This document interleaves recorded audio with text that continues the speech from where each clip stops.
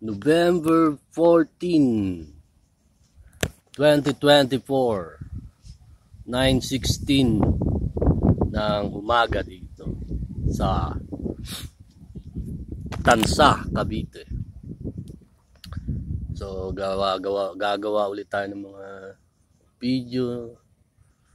So hanggang kaya na pwede tayong makagawa kasi alam nyo naman na isang kasaysayan to sa buong mundo. Magiging remembrance ko to pag kunyari na tumanda na tayo, wala na tayo dito. So nag-iisip ako ng topic So may naisip ako, ito yung pagpapasakop sa kapangyarihan ng Diyos. Dito makikita kung talaga bang totoo ba yung pagsunod nyo sa Diyos. Totoo ba yung, kasi ang kapalit dito, kunyari, pagpapasakop is naandito yung kaligtasan mo. Andito yung siguradong buhay mo pag nagpasakop ka sa Diyos. Kasi madaming utu-utu dyan, nagpasakop lang dahil sa trabaho, sa pera. Yun. Doon niya pinagpalit yung buhay niya. So dito sa atin, ano nga ba? Sino ang susundin? Sino ang saan ka magpapasakop? So napakadami ng mga gagong to na nagpiling dito sa Pilipinas na sila daw yung sinugo ng Diyos. Sila daw yung mandaragit. Teka lang ang kate. Saglit.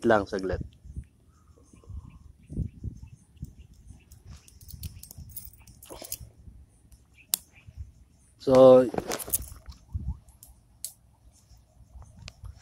dito malalaman natin kung kanino ka magpapasakop. Kasi mayroong mga gago dito na nagpiling na ako. Nagpiling sila na tawag nito na hindi ko daw kaya o ano. Magtatayo daw sila, doon kayo papasakop. So, sa buong mundo, tatanungin ko kayo. Dito na lang, kahit dito sa Pilipinas. Sino ang nagbigay sa inyo ng buong katotohanan tungkol sa aral ng Biblia? Yung kabuuhan, hindi lang sa pagka-Diyos ni Kristo, hindi sa mga kautusan, sa mga lahat ng mystery, lahat ng hiwaga ng Biblia. Sino nagturo sa inyo? Saan kayo natuto? Narinig nyo ba yan sa mga pastor? Narinig nyo ba yan sa mga ministro? Narinig nyo ba yan sa mga pare?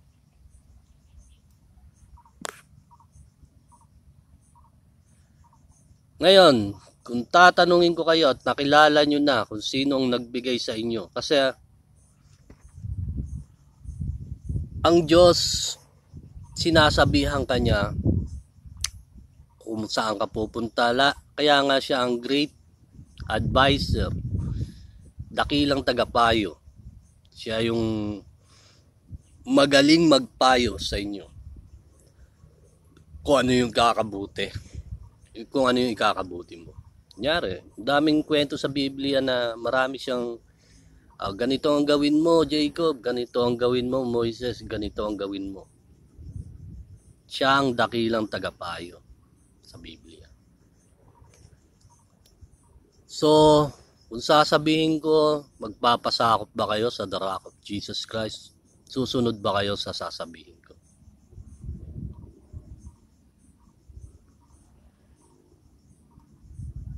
Ang kapalit nito, buhay ang kapalit.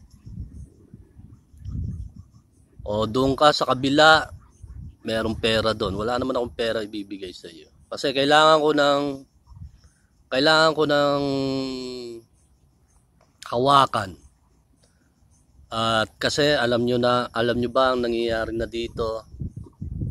Pati yung nanay ko laging bumubulong doon na nakakahiya. Ibig sabihin na may ginagawa silang katarantaduhan sa akin. Lahat sila doon talagang unlimited yon, hanggang madaling araw, hanggang umaga, hanggang madaling araw, dire-diretso yun. Wala yung tigil. Hanggang dito sa bukid, nandyan sila.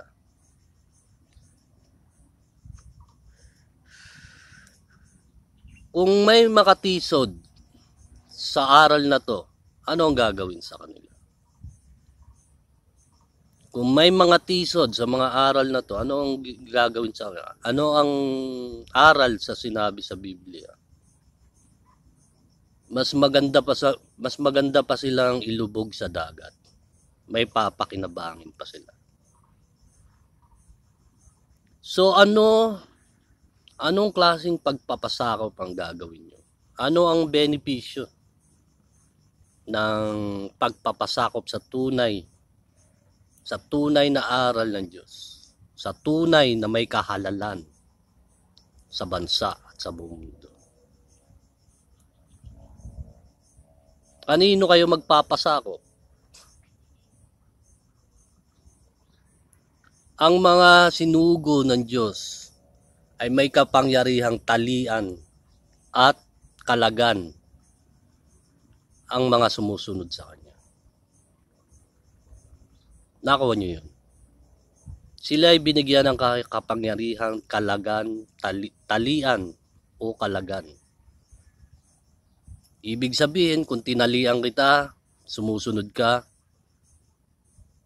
ibig sabihin nun, meron kang makukuha.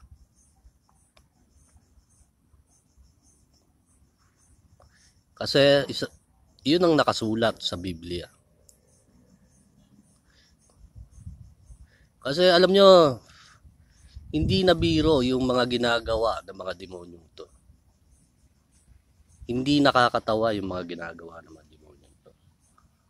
Kagabi napasyat ako kasi nagkukumbulsyon na naman yung katawan ko.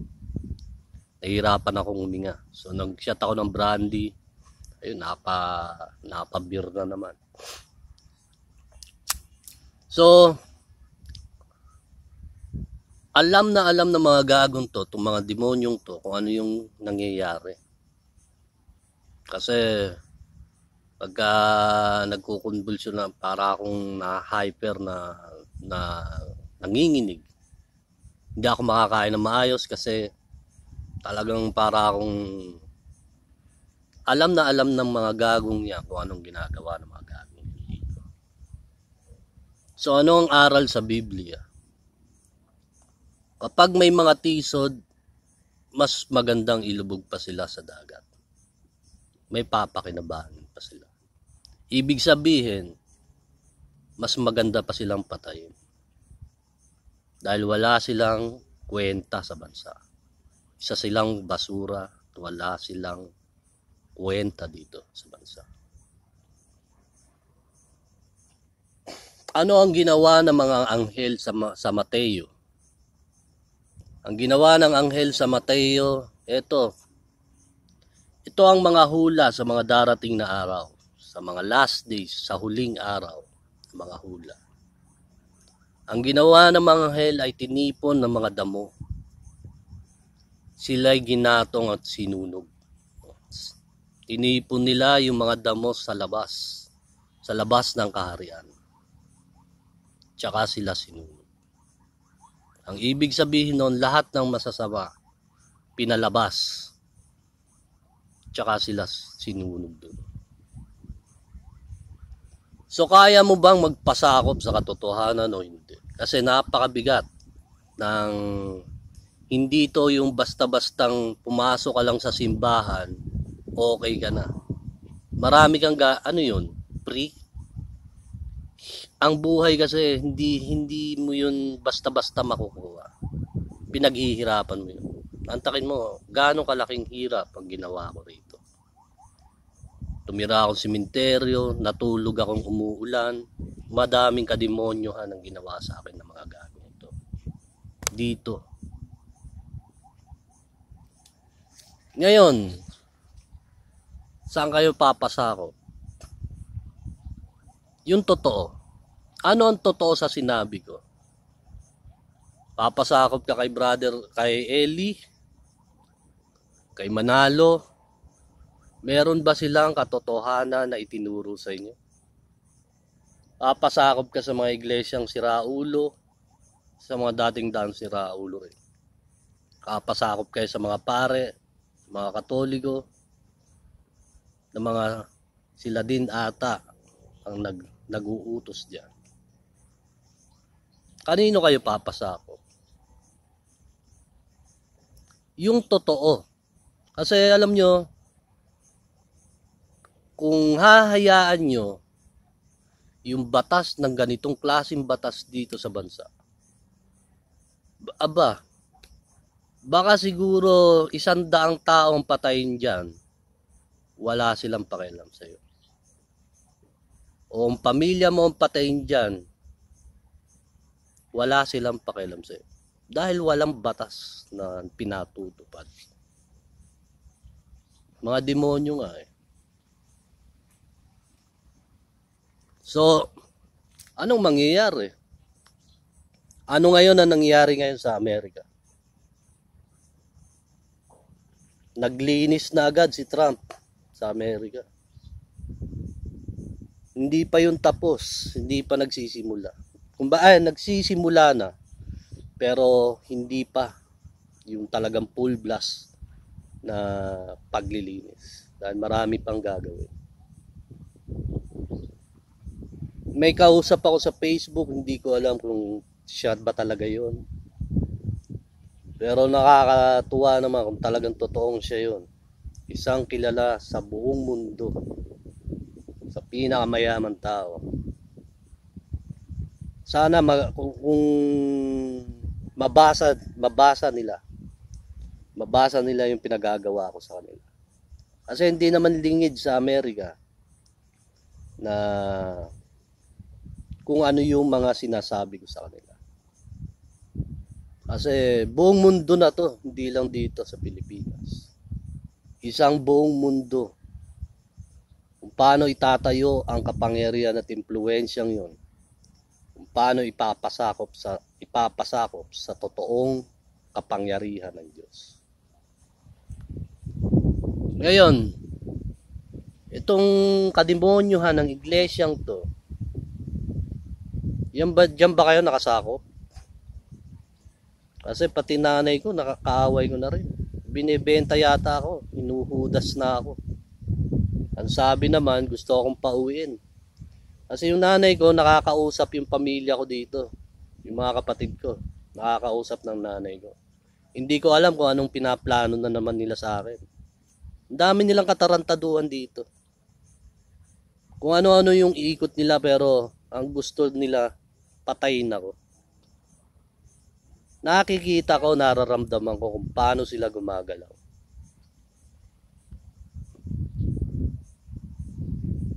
So, mag-isip kayo kung ano yung totoo. Siyempre, binibigyan ko kayo ng idea. Kasi kung hindi ka maniniwala dun sa katotohanan, huwag ka na magsimba kasi wala kang makukuha doon. Nga sabi ko sa iyo. Kahit magluhod ka diyan, kahit pumunta ka doon sa Tagaytay, lumuhod ka, maglakad ka ng nakaluhod hanggang Antipolo, walang magagawa sa iyo ang Diyos. Hindi kanya maililigtas sa ganung paraan. So, pinatatansya kita, timbangin mo kung totoo ba yung sinasabi ko sa iyo. Kasi di natin alam kung ano ang mangyayari sa susunod. Maano na sila doon, talagang sa Bagtas, talagang malala na sila doon. Meron pang nakaban na yung kahapon. Di nandun ako sa kusina, talagang nananarantado sila sa akin. Kasi nakikita nga nila ako dyan sa cellphone nila. Nakikita nila kung paano ang takbo ng puso mo, paano yung kung umiinit ang katawan mo, kung ano yung nakikita nila sa utak mo. Nakikita nila yun. So kung sasabihin kong papapatay ko sila sa inyo, naniniwala kaya kayo doon? Kung sabihin kong papapatay ko ang mga yan sa inyo, yun ang kautusan ay mamili ka, pera o buhay mo. Yun ang pagpipilian mo.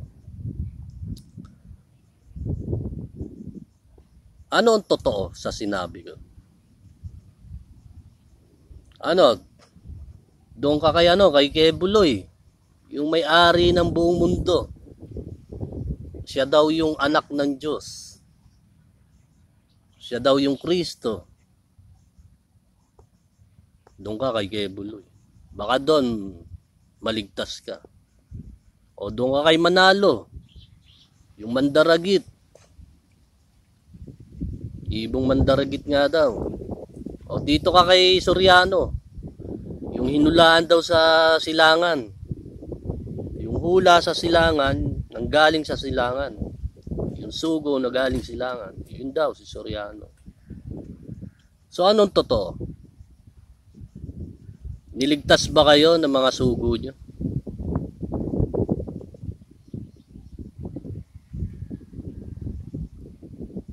Kung paano ko sinabihan ng mga taga-Amerika, kung paano ko sila pinagalaw, paano nila gagawin ng mga plano, ganun din ang gagawin dito sa Pilipinas.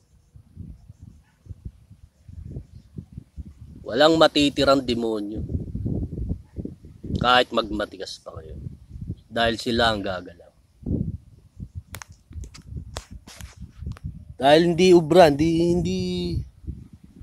hindi pwedeng